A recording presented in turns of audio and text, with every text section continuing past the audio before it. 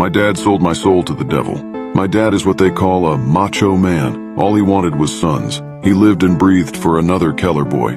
Naturally, when my older brother was born, he was overjoyed. 3 years later, he begged my mom to have another son. When he found out we were twins, he was excited to have 3 sons.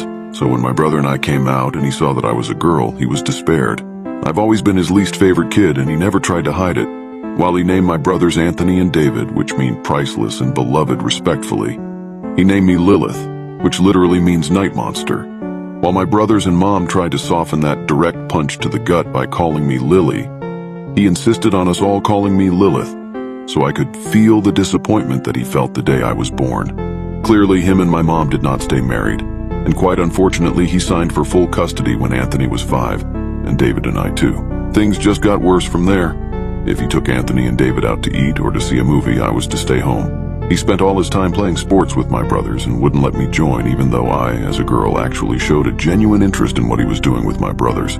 When I was 4, Dad got cancer. And from what I heard, it was supposed to be terminal. That's where the title of this story comes into play. Yep, he made a deal with Satan. 15 more years of life if he sold one of his children's souls. And big surprise, he chose me. So once I die, it's off to hell, no matter how little I sin or how much I pray. The first time I remember something happening to me was about a month after my dad made that deal. I was in my tiny, cramped room trying to sleep on a bed I outgrew years ago, while my brothers and dad watched a movie downstairs, when I saw it. This thing in my closet. It was pale, with gaunt, sunken eyes and a gaping mouth, its long and bony fingers wrapped around my closet door. There was no question that this thing was a demon. I immediately cried for my dad, who stormed up the stairs and gave me a proper beating for interrupting his movie night with his kids. After that, he called me a little girl for crying and locked me in my room. As I cried all that night, the demon simply watched me from the closet, unmoving. Demons watching me were pretty normal from then on. Sometimes it would be the pale, gaunt thing in my closet. Other times a dark figure hovering over my bed. And on bad nights, a horned figure with glowing red eyes would stare at me, taunting me through the window. After a while, I stopped being scared of them. One night when I was 9, the gaunt creature was back in my closet staring at me while I read. He began to make this really weird growling noise, to which I shushed him. He then did something he never did before. While he would occasionally wrap his hand around my slightly ajar door, he never actually came out of my closet. Until that night. In one swift movement, he tore open my closet door and stood up fully, revealing he was taller than the ceiling itself. He bent his neck in an abnormal way to fit under the roof.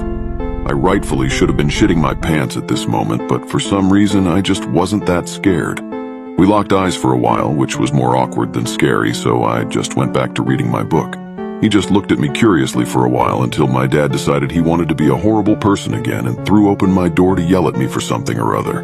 The entire time the demon just watched. Thankfully, my dad left after slapping me across the face, but I was crying again for the rest of the night. The demon, who now looked at me with something more than curiosity, looked back at my closed door trying to see my dad. As I did nothing but sob, the demon just sat down beside my bed, towering over me. Neither of us looked at each other the rest of the night. I cried while he just stared off in the distance. But I wasn't alone, and that was all I cared about. From then on, things changed. I wasn't just not scared of the demons, I welcomed them. Especially the gaunt-looking one who sat by me that night. He would sit with me whenever my dad was bad to me or whenever I had boy troubles at school. He never talked at me and barely ever looked at me, but all I cared about was that he was there for me. I even gave him a name, Papa. I remember this one night I was 14 and upset because Jacob, the boy I liked, didn't invite me to the Valentine's dance at our school. On top of that, my dad had gotten into one of his moods and had thrown a chair at me. When I ran into my room, I was almost relieved to see Papa crouched by the closet. "Papa!"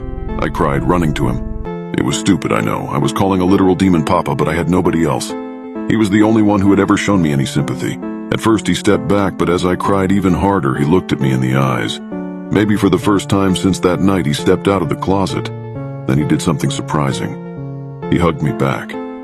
As I felt his icy cold hands wrap around me, I should have been terrified. But I was filled with love. Love. For finally finding a dad who loved me.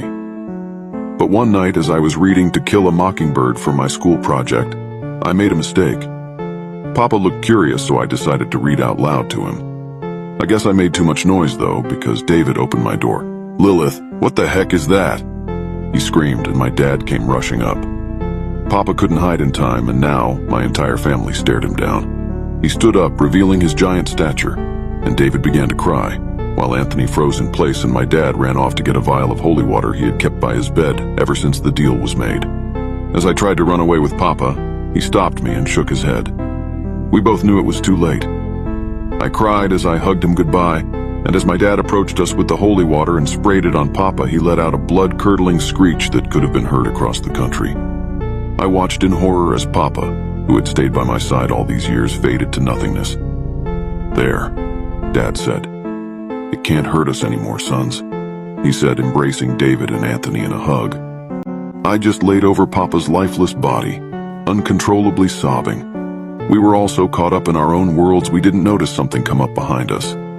He was large, even bigger than Papa, and had 2 large horns, a goat's head, and a large stick in his hand.